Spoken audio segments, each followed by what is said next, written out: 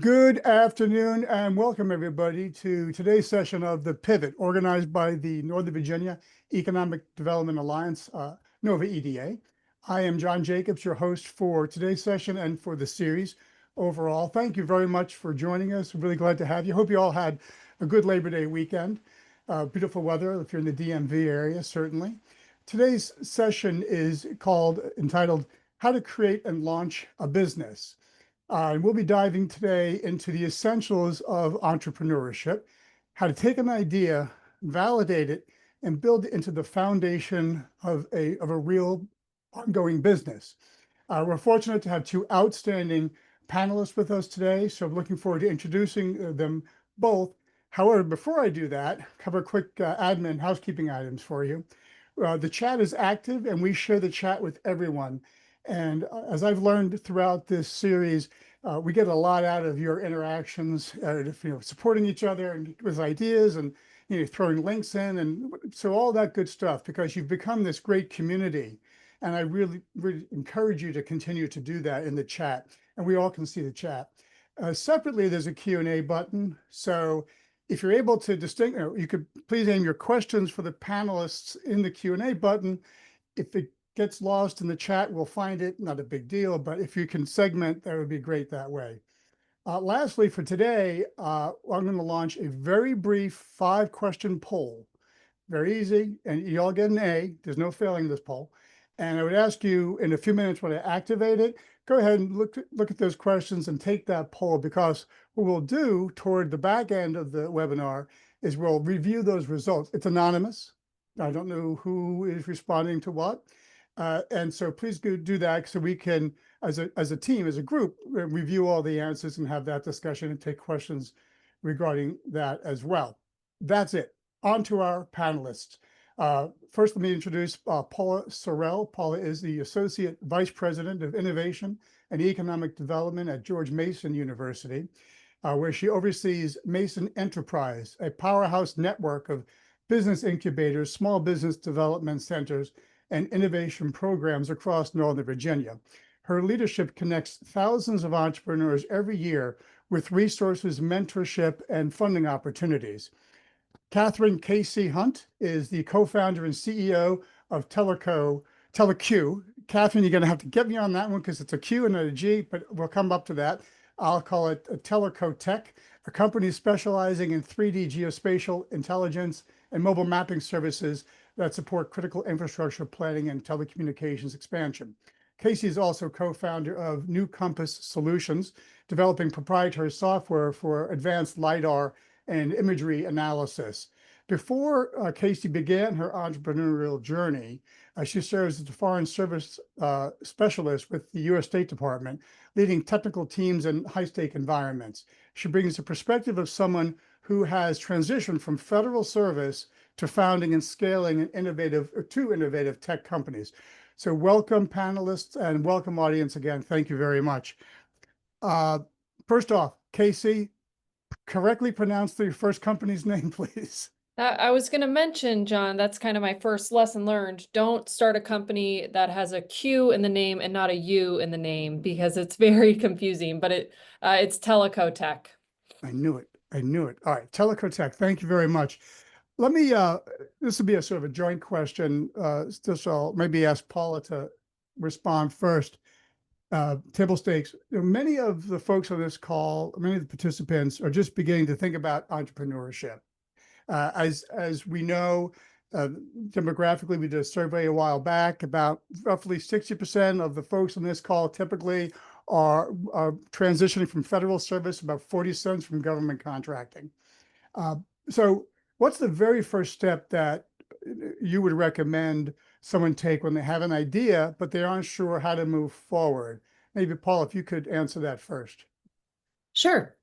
I think one of the biggest challenges is you don't know what you don't know when you're trying to start a business. And really, you want to make sure that you're aware of all of the resources that are available, especially the resources that are available at no cost. There are lots of opinions. You'll find that as you're starting a business, lots of people will like to give you their opinion about what you're doing. Not everybody should. And there are some opinions that are important And I'll just say, like, as a group, so my team is about 200 people throughout the Commonwealth of Virginia. Most of them are business consultants or counselors, and they provide their services at no cost. And we put on 2,600 training programs a year, so multiples a day on different topics about starting or growing a business. So we're not everybody is starting at the same place. Maybe your family owned a business, maybe you've, been involved in a business in the past. So not everybody's starting at the same point A. And so we've structured everything so that regardless of your point A, we'll get you to your point B as quickly and efficiently as we possibly can. Casey, any thoughts on that first question? Where do you get started? First Yeah, I step. mean, I would definitely start with Paula's program. I think, like she said, that's an available resource to really anyone kind of in the area looking to start something. I would also probably, I think, and I kind of had this experience leaving the government, is you're not really totally keyed into what industry is doing wherever you're going and wanting to start a business in. So I would really dig in to start looking at what potentially competitive companies are doing in the space, and potentially like partner companies are doing in the space that you're interested in. So most of those companies, you can get free demos from them, and they're more than happy to show you their software or their product. So I would definitely start kind of exploring that. And then, like Paula said, there's a lot of like questions on like how to even structure the company if you haven't formed it yet. I think, Paula's program can help with that, but then things like Carta, which is a kind of online platform that a lot of startups use, it's a little pricey, but you can certainly go and start exploring the site and getting ideas of how you need to organize the company and what kind of details you'll need from like a legal perspective, from a compliance perspective. So definitely start getting into kind of the industry that you're interested in, and then some of the, like Paula said, the structural pieces that are just as important. Yeah, and to follow on to that, so I work with some companies that certainly use Carta. It's a great resource. A lot of people prefer to be, you might be somebody who is kind of a do-it-yourselfer and you just want to look up your information online, or you might want somebody to walk through it. And so when we have some workshops on, starting a business and how to set up your form of entity and your legal documents, those are actually run by attorneys in the region. So you can also, maybe find the attorney that you need, or the accountant that you need, or the consultant that you need longer term. Also, attending workshops, especially group workshops, is an opportunity to find employees, or maybe join a company. If you're not quite sure what you want to do, but you think you want to do a small business or a startup, you can find somebody who's got a great idea that you'd like to join on to. That's great. That's great. And there's a question about just sharing the URL, Paula. Perhaps you have a chance to do that in the chat. Would be great. Casey, so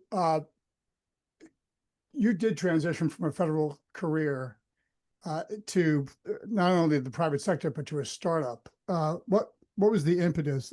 What led you to take that leap? Yeah, I mean, I really enjoyed my job with the federal government. So, it wasn't really job dissatisfaction. I think I had been there about 10 years, so kind of the idea of moving from more working level to kind of climbing the leadership ladder didn't really seem that interesting to me. I had always kind of been interested in starting something and leaving the government. So really, I don't think there's like a right or wrong time to kind of make that call. I think Paula will probably touch on it later, but it's really more of a risk assessment of when it makes sense to kind of make that change. I always give the anecdote that I left in January of 2020, which um, at the time it didn't seem like it was a bad time to leave, but of course then we got hit with COVID. So at the time it was a very reliable kind of job. And if I had waited any longer, I probably would not have assessed that the risk was kind of worth it, given the current events. But I think you kind of make the most of when you make those decisions. And it gave me a lot of time to really focus on just the business because couldn't really do much else.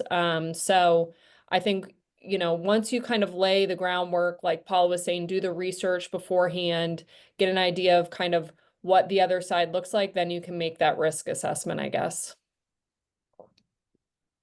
That's great. Yeah, and we're going to come back to some. I imagine some folks who are in the audience who are sort of following your path and transitioning, uh, perhaps under different circumstances, but nevertheless, it's the same pathway, I should say.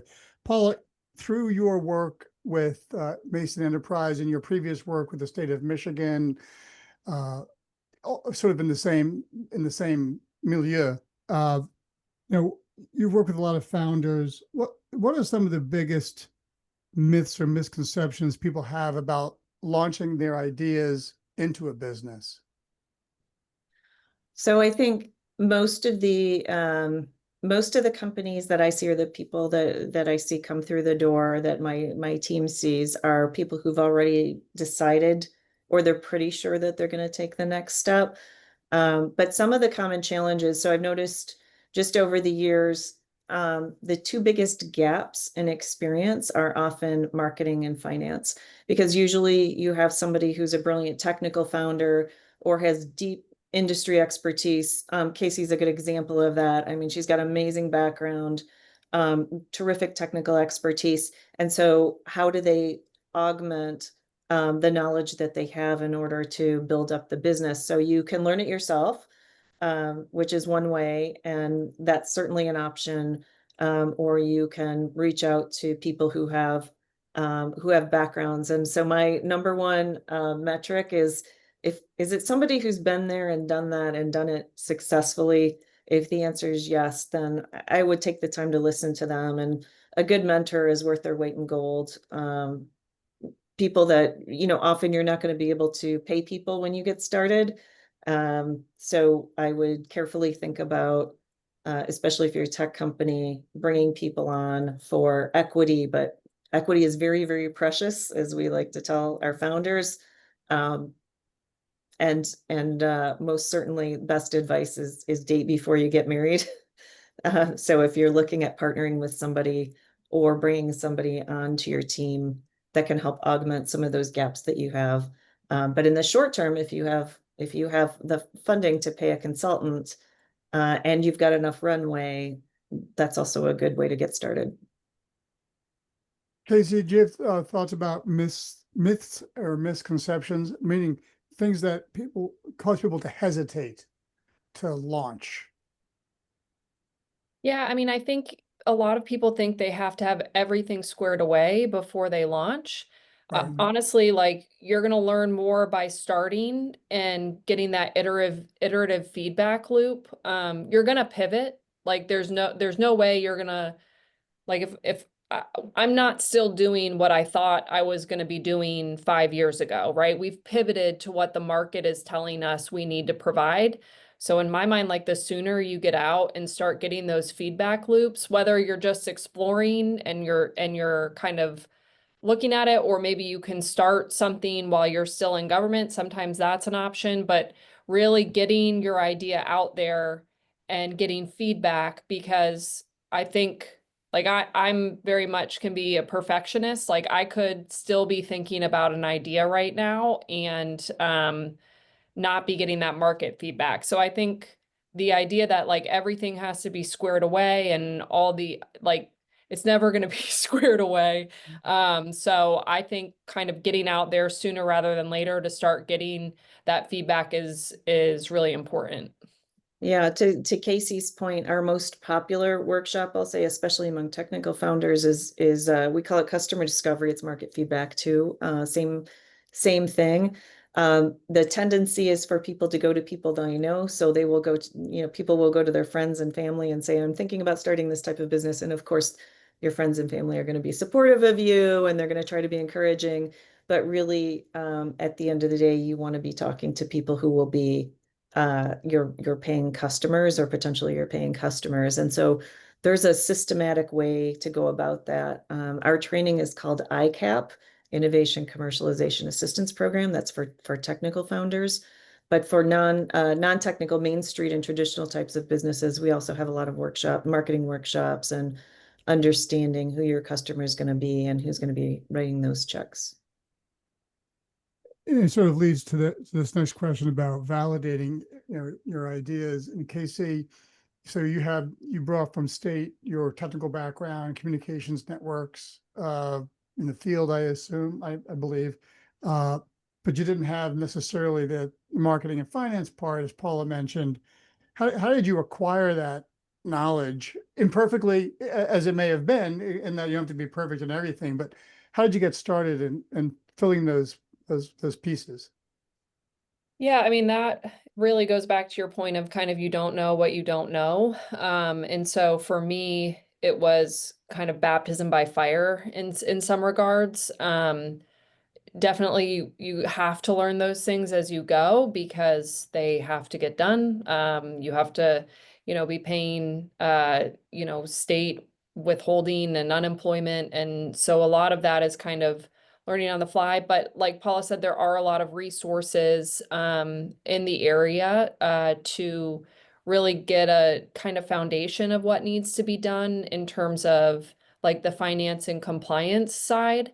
And then those are normally some of the easier things to outsource for lower, I would say, pricing or costs than some of like the marketing or more like sales consulting. So I would definitely look to certain companies that will take on kind of the finance role or eventually payroll and taxes and things like that. I also think, like Paula said, like being able to find some mentors or some other people who have started companies and can mentor you and kind of just show you the ropes on some of these smaller things that no one really thinks about when they're starting a company is really helpful. I would definitely say keep that circle small because everyone's going to have, like Paula said, an opinion and everyone's going to have done it a little bit differently. But if you can get a small group of people to be able to bounce ideas off and just like make sure you're checking the boxes on some of those more like compliance things, I would definitely go that route. And honestly, that small group are still the people I call today when I'm running into issues. So I think you'll find that there are a lot of entrepreneurs or people who have exited companies who really want to help people who are just starting out. So there's a lot of communities in the area that can kind of link you up with those people. And again, some of those small things that you're just not thinking about when you start, it's really easy to get feedback from people who have done it before. That's great. And to the audience, my next question is going to be to Paula, and she's ready for the question. But this series is drawing to a close, so this is the second to last episode on this current schedule, and we never met. So it's always been remote. But I wanted, in thinking of that, I wanted to have a place for all folks who attended this series at any point in any of the conversations to have a place to land when the series ends. So I got a hold of Paula because of Mason Enterprise and GMU's presence in Northern Virginia and the program. So Paula, that's your cue. Tell us about Mason Enterprise, and about all the services, if you would, that are offered there. So Mason Enterprises, the recipient of the federal program funding that supports small businesses and entrepreneurs. We have funding through 5 different agencies, and we have built them into a platform so that it doesn't matter what type of company you have or where, as we said, where you start and where you're headed, we can get you there.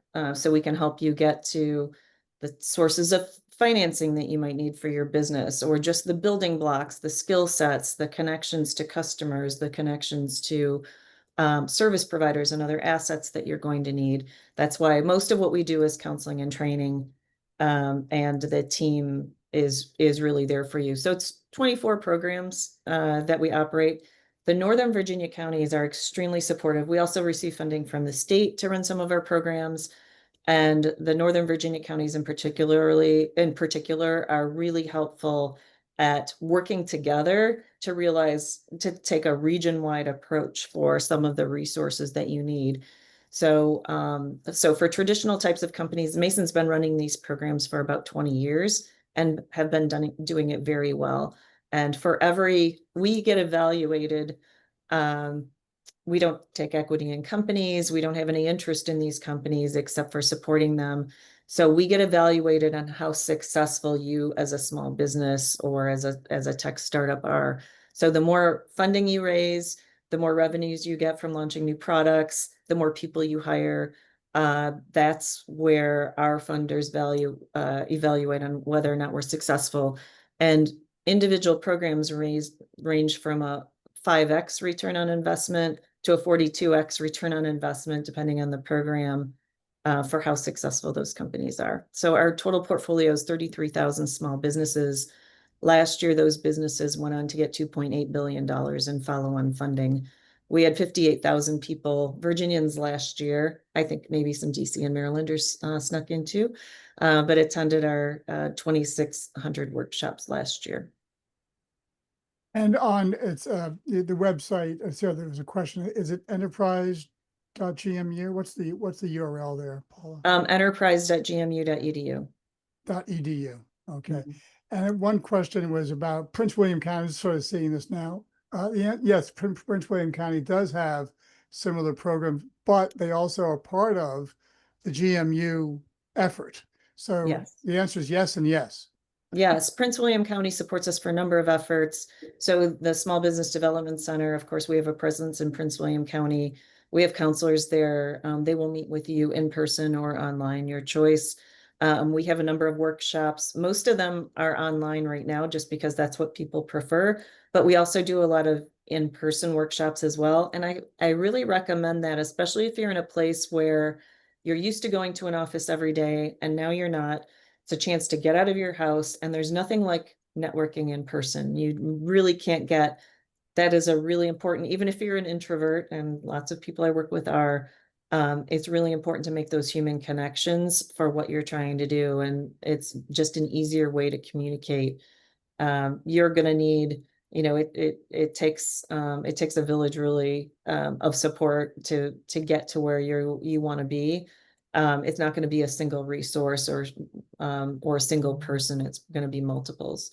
And once you're in the network, we're all connected. We talk to each other all the time. We pass things back and forth all the time. We figure out, my team runs a hot list every week. So we literally go through companies with, hot companies with promise, and what do they need next? Do they need a CFO next? Do we help them find one? Do they need an SBIR next? Do they need the next round of funding? Do they need an office? And then we work with our economic development partners. So we'll find you what you need. On that point, I talk about, you hear about fractional leadership of either, particularly in functional areas like finance, marketing. Do you do a lot of networking of fractional leadership, because to hire somebody is very expensive? Yeah, I used to be one. So I did several tech startups before doing this job, and I was a fractional CMO. So I was always the person in the company that would figure out who was going to buy something, why they were going to buy something, what they would pay for it, how much they were going to buy, all the critical details that you're trying to figure out, and what your message had to look like. And it's good to have somebody with a specific area of expertise. I also relied heavily when I was in startups on fractional CFOs until I can afford a CFO, because they really help build your financial strategy. And we always say, build a bridge, not a pier. So as you're thinking about what the future of your company is going to look like, we do have a number of those, and a lot of them attend some of our events. So I'll give you an example of a couple of them. We run a quarterly breakfast series. This is supported by Fairfax County, Arlington County, and Prince William County. We usually hold it in Tyson's. The next one will be in January. And we select 5 companies to pitch every time. We often have like 100 companies that submit, and 5 get selected to pitch. But those companies have so far raised $13 million in follow-on funding, and we've only been doing that for like a little over a year. And then we host an annual event. And you know, even if you're not pitching, you can still attend these events. You meet the players, you meet the network. You can talk about what you're doing and get reflection from people, get feedback on what you're doing. And if you apply to pitch, you also get feedback on what you're thinking about doing. And I would say, I tell companies that are applying, like, if you weren't selected this time, probably the companies that are selected to pitch this time applied in the past and they got feedback and they did something with that feedback to be able to move forward. In November, November 5th and 6th, we have a large, this is, it's specific to tech companies, but we have a large event called the Accelerate Breakfast Series. It's, I'll put it in the chat, but it's acceleratedeals.org. And we'll showcase between 40 and 50 companies, but the networking will be phenomenal at that event, even if you're not pitching. And it's good to watch other people pitch. It's a great way to learn. That's how I learned to pitch, was watching people who had practiced and knew their stuff. And where is that being held, in person in Tyson's, you say? No, this one will be in Arlington. The November event is a big annual event. So we bring in investors from the coast, and we have all our local investors as well, and the counties, local counties support it. So Arlington, Prince William, Fairfax counties all support us in that event as well. And VIPC does. And I wanted to also underscore the incubator locations. You have 3 currently thereabouts, and they're geographically dispersed. So folks, if you're in Prince William County, Alexandria City, wherever you might, there's a place for you to meet other people, to get out of the house and network with like-minded folks. We do, and for a lot of people who are getting started that aren't quite ready for the, you know, getting a key and getting an office space, we have a virtual tenancy as well. And so a lot of our current tenants started out as virtual tenants. So that gives you access to group health insurance, which defrays the cost, access to group life insurance if you want to, access to Paychex payroll support. And then there are also, you know, financial and marketing support systems.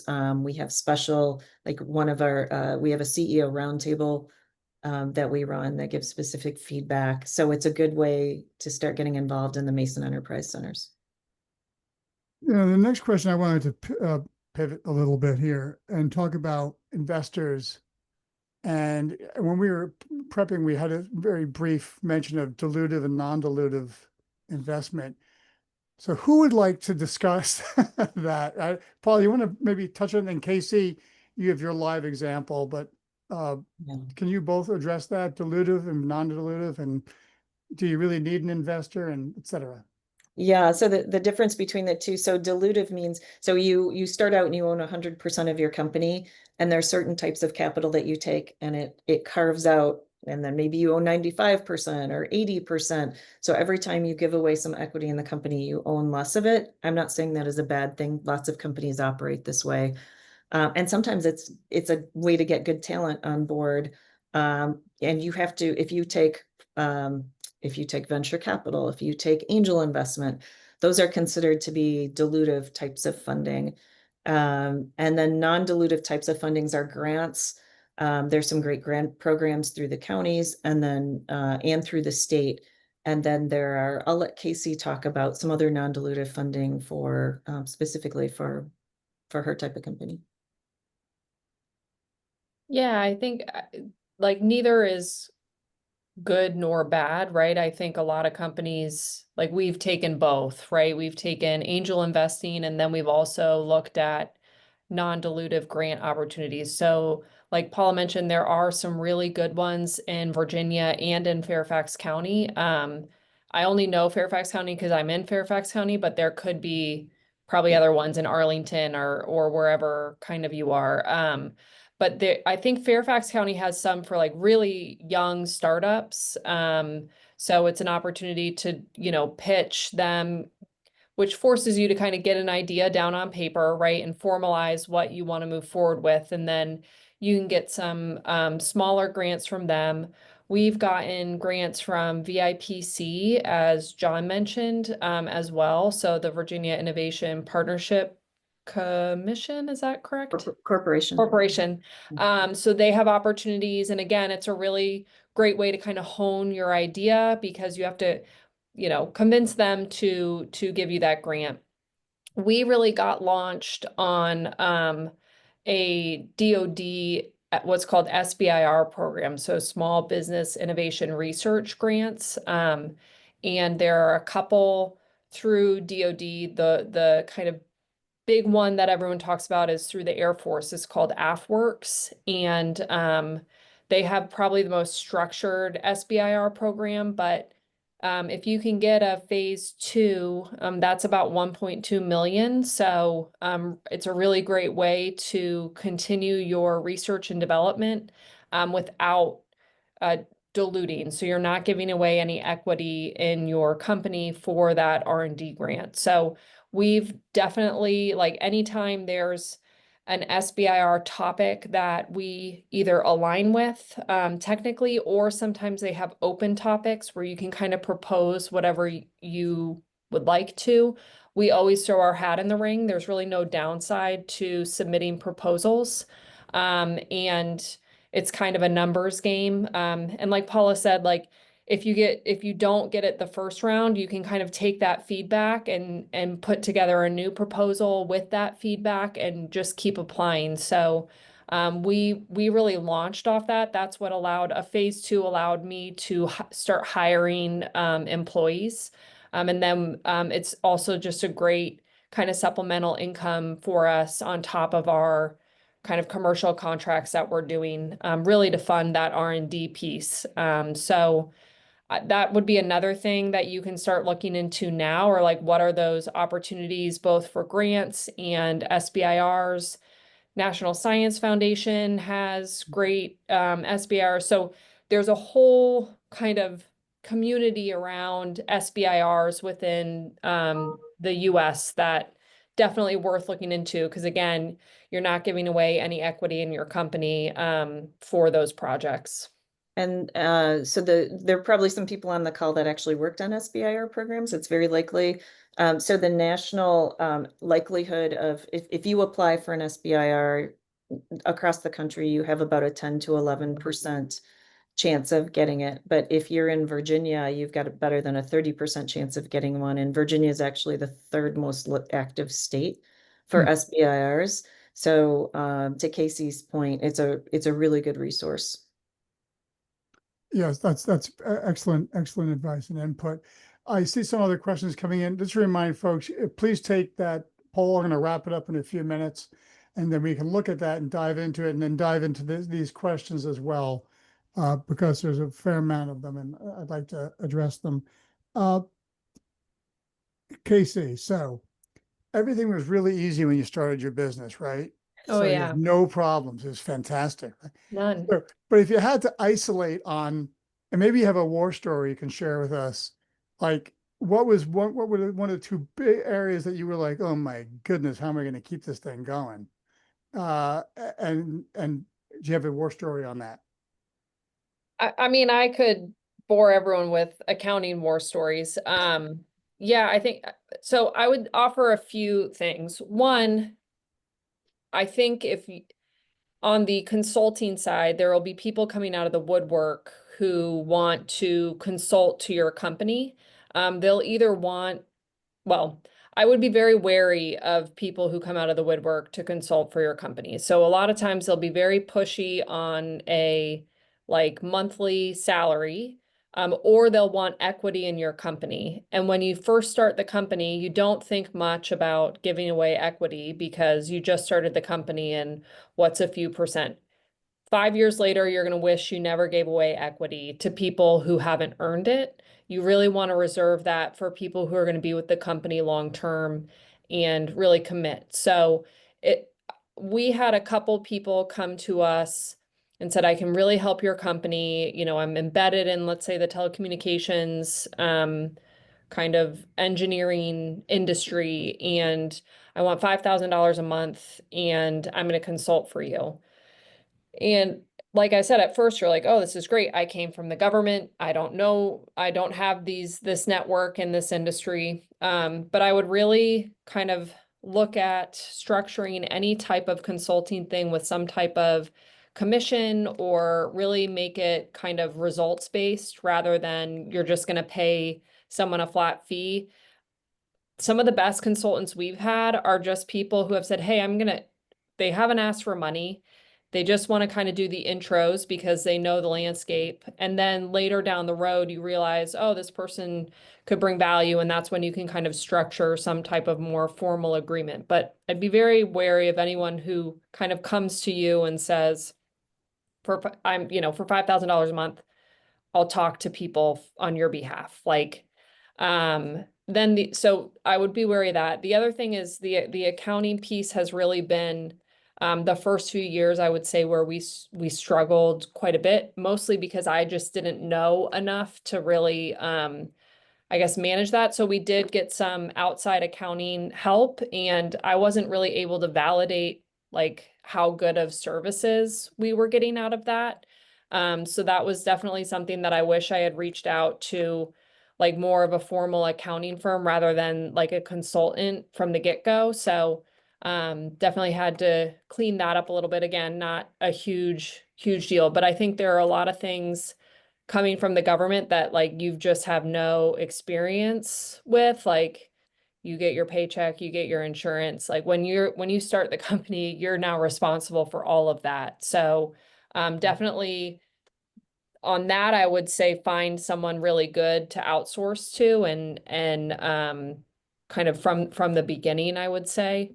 And check reference Yeah, customers. Ask for at least 3 reference customers from each service provider, and yeah, I'd avoid money finders is usually what I advise companies to do. So somebody says, I'm going to go get you X amount in venture capital. I'm going to take 10% of it.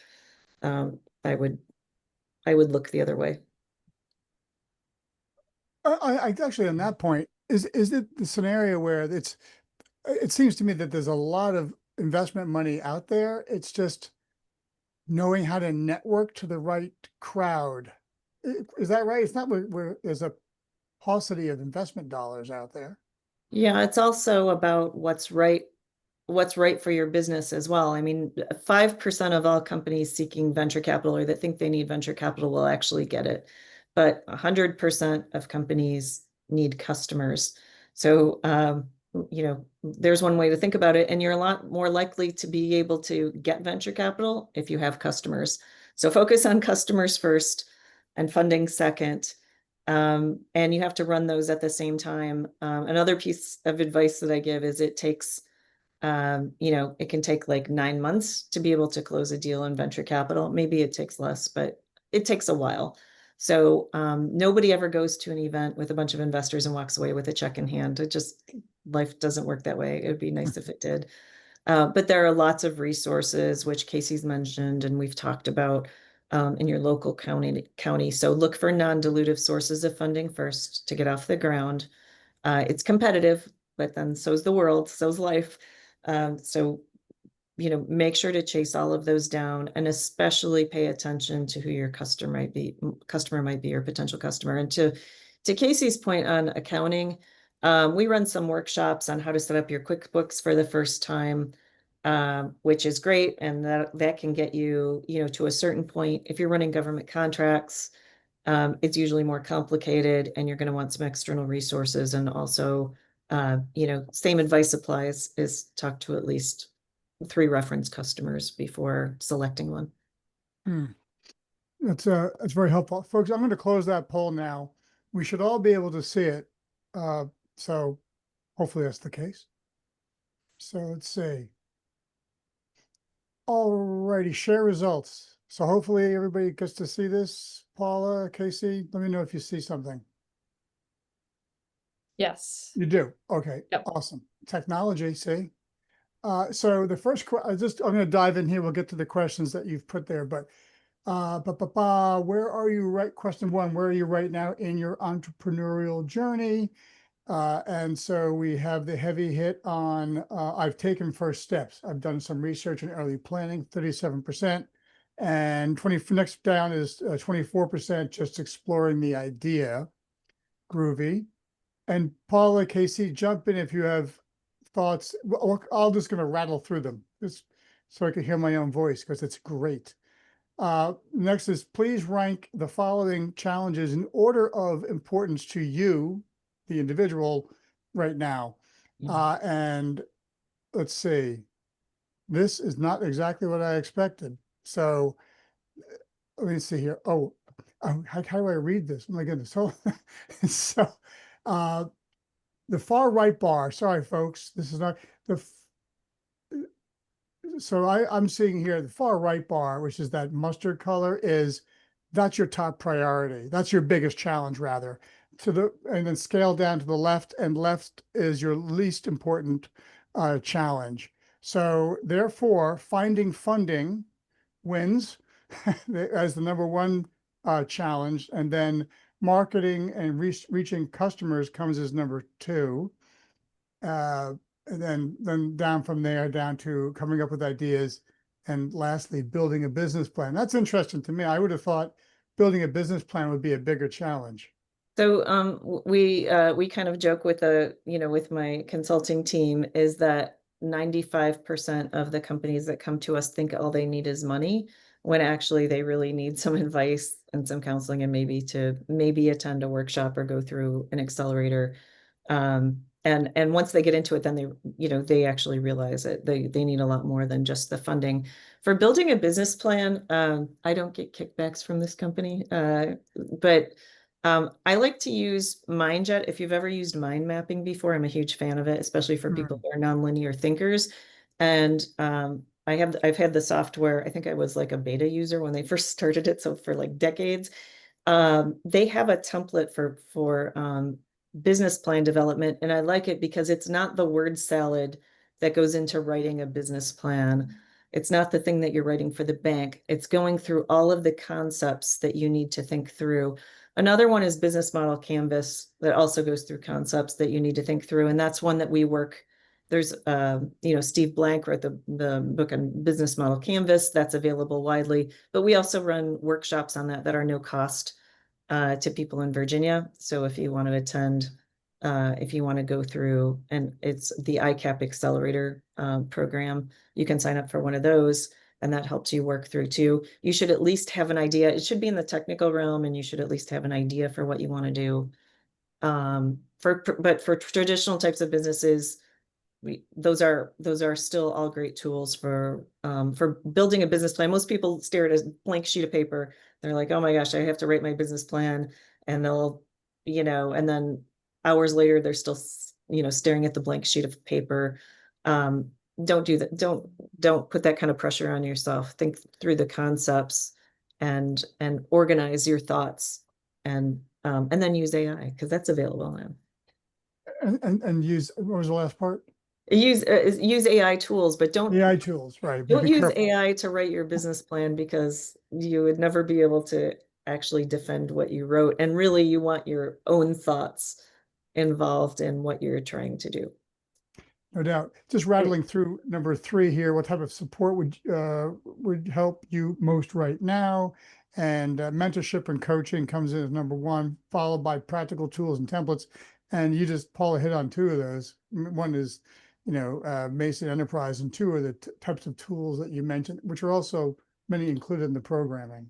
Yeah, for technical tools too, this is something that we use internally, but another one is a technology roadmap, and you can Google it and find information about them. But that's a fantastic tool. If you're going to do a technology roadmap, you should have people around the table that represent backgrounds that are different than yours as you think through it. And it's really taking concept all the way down the line of, what are your first markets? What resources are you going to need?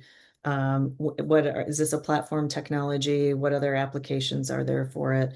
And so forth. I used to use it for companies that were growing, and moved it to using it for actually doctoral students who are working on particular technologies too, to help them think about what they're developing and where it's going to go, who it will serve.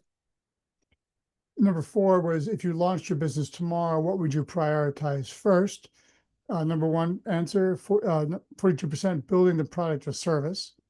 Seems intuitive to me, and importantly, finding my first customer is no, second, I would also assume that's part of validating the value prop of your product is early adopter behavior and the right segments, right? Both on the value of the product and did you hit the right market rather. And number 5, just because I want to get to those questions, what describes your main motivation to start a business, transitioning away from federal work or government contract, number 1, not surprising, and creating financial independence, number 2. So not surprising answers to me. Casey, Paula, any more thoughts on what we're seeing here? It should be something you're passionate about, or you're just going to be miserable. And it's not a bad thing to start down. I had gone down a few paths for starting businesses that didn't pan out, and that was okay, because I would have wasted years, lots of money building up something that didn't have a market, didn't have a value. You can't do enough homework on the front end. You know, I take Casey's point well too, is that you just can't develop and have your product in continuous development. At some point you have to pull the trigger, but also do homework on making sure that there's a market there when you get set up. I am going to turn now to the Q&A, some of which has been answered. So Casey and Paula, help if something didn't get answered, jump in, okay? So the first one was, I was going to go through this folks in chronological order, sharing the website for, and you did verbally, Paula, but maybe did you have a chance to put it in the chat for, okay, great, Enterprise Mason, Carta or Carda, which is. I put the link in the chat there. Oh, thank you. It takes a village, folks. We talked about Prince William, yes and yes, with through GMU and through Prince William folks. A compliment to Katherine, Casey, good job. Repeat on that one. Familiar with opportunities? Oh, here's one. Are you familiar with similar opportunities in the social entrepreneurship space to see folks? That's a great question. So a startup in social entrepreneurship. I worked in the clean tech sector for a few years, and you know, that was like reducing carbon emissions, and it was creating you know, energy security and all of those things. So in terms of the types of companies that I worked with and that were set up to help, I always look for a way that it can be financially sustainable. So doing good is always a great mindset to have when you're starting your company.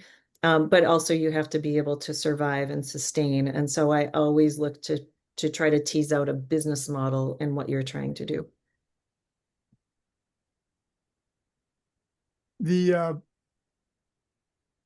Great on that. I'm in complete agreement. Here's what about resources for the sole entrepreneur? And they just creatively merge those words. The sole entrepreneur, that's, yeah, single business owner. I assume, Paula, you've got these resources applied, whether you're building a team or you're just going to be a one-person band. Yeah, as a consultant, I was a consultant for several years, and so I was a sole entrepreneur. And sometimes I partnered with people to do big projects. I did projects for big companies. I did projects for the federal government, for local governments, for universities. Sometimes I do them alone. I ended up with this great network of people around the country.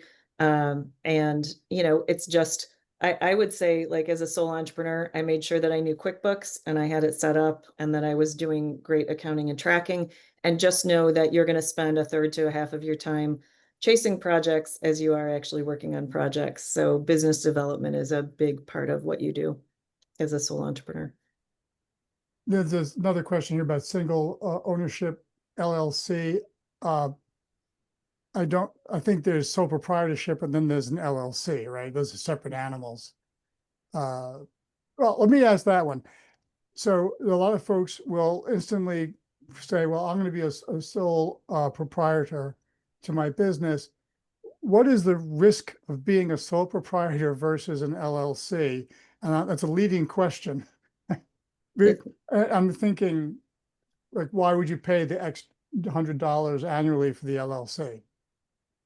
So I'm not an attorney. My husband is.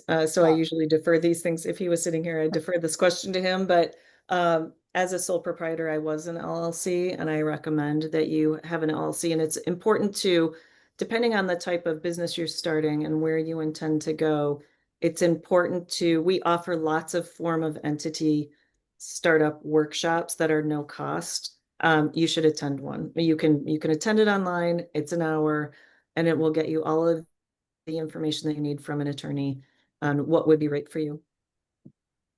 Great. Great. Let me see. And two sites recommended contacts. So I think I can share maybe some of the emails and your contacts.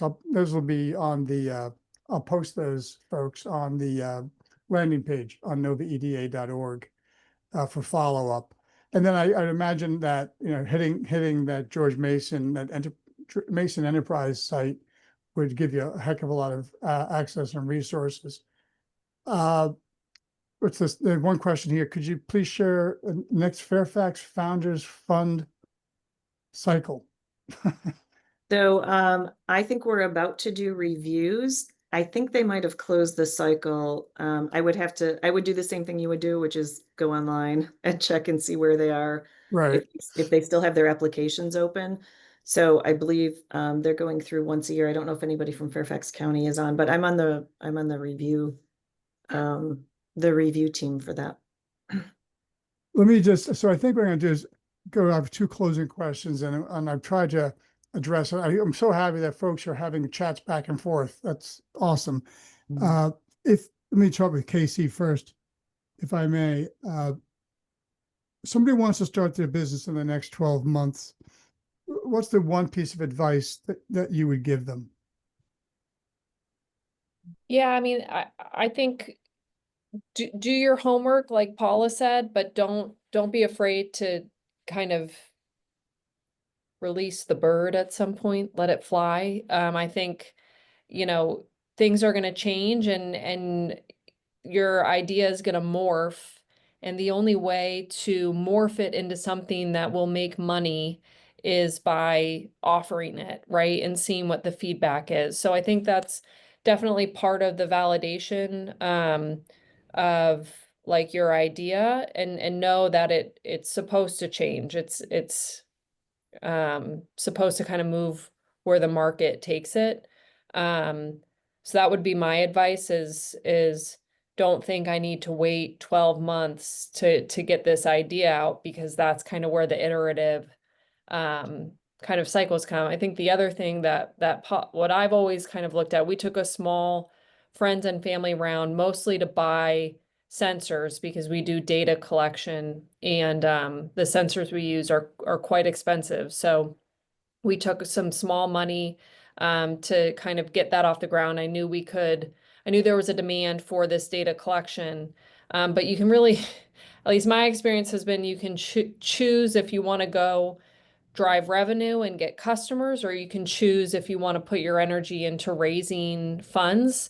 It's very difficult as the CEO and as kind of the person driving the ship to do both at the same time. I'm kind of in a scenario now where I'm doing both at the same time, because I'm trying to raise funds for the software spinoff while also managing a services company of 40 people. So I would really kind of pick one to start with. I would personally start with driving revenue, because that's going to help you get that kind of funding later down the road. But don't think, oh, I need to go get customers and raise money at the same time. Like, just focus on the customer piece and focus on iterating whatever you're providing to something that someone will pay for. And then I would worry about the kind of VC or whatever route you want to go on raising capital for that. And I'll just add, like, Casey is a great example of somebody who had deep technical expertise in a particular area. She had a passion for it, and she was able to build a business around it because of what she knew. And everybody on this call is an expert at something. You just have to decide if that's something where your expertise is really You probably saw a lot of problems that weren't able to be solved, and maybe there's an opportunity to build a business around it. There are also people that I've worked with, scientists or engineers, people in the tech sector that said, you know what, I mean, literally, this is an example. I just want to run a farm shop off of the highway, and that's going to be my next business. And they built a very successful food to table, or farm to table, farm shop with, with organic cheese and meats and all kinds of things. So what are you passionate about? What are you passionate about, and what do you know? Well, funny you should say that. I'm sorry, Casey, go ahead. No, I was coughing. Oh, And I was going well, to say, I want to do that next, Paula. That's my next venture. That sounds farm shop? awesome. And I know we're running close to time, but funny you should mention that. But one question here says, a person's transitioned from federal government and I have some funds to start a coffee shop, but not nearly enough to open it. In terms of financing, I don't want to have to use my retirement or condo for collateral. Other personal, do you have to use your personal assets? So this is, a brick and mortar business, but is there that kind of funding available? Is other So than from banks?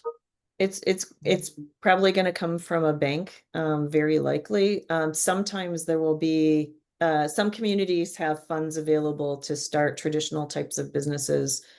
But I would say, I mean, either way, if you're using your money or somebody else's, do your homework to make sure that there's enough traffic there and enough demand, and that you're going to be able to serve an area. I mean, if you know for a fact that there's a dearth of coffee shops in that area, and it's a super high traffic area, and it's going to be a growth area in the next, however many years, then yes, you should, think about making that investment. Lots of people use their personal assets to be able to launch businesses. It's a very scary thing to do. And so that's why you want to be very, very sure that, or as sure as you can be, that you're going to be successful, and ask for help. And you have lots of people to help you figure that out. We can help you run financial pro formas. We can help you think through, there's a connection to some marketing assets and market research and traffic data to help you make that decision better. Excellent, excellent. Well, folks, I think we're coming up on the hour. I want to thank Paula, Casey very much. Great input, really valuable. Thanks to the audience as well for your great conversations you're having and great questions. The next episode of The Pivot is on September 16th, Tuesday, the 16th at 2 p.m. Eastern. And that is entitled, I can't exactly remember, but it's about pitching investors. But I would say what I'll do is I'll morph that to both pitching investors, but also a piece about securing funding. So maybe I could do a twofer on that one. That is sort of a dilutive and non-dilutive approach. So I'll work on that. In the meantime, this episode will be up tomorrow on the Nova EDA site and on the Pivot YouTube series channel on YouTube. I want to thank you all very much and look forward to seeing you next time. Thanks, Paula and Casey, very much. Thanks, John. Thanks, Casey. Take care. Thank you.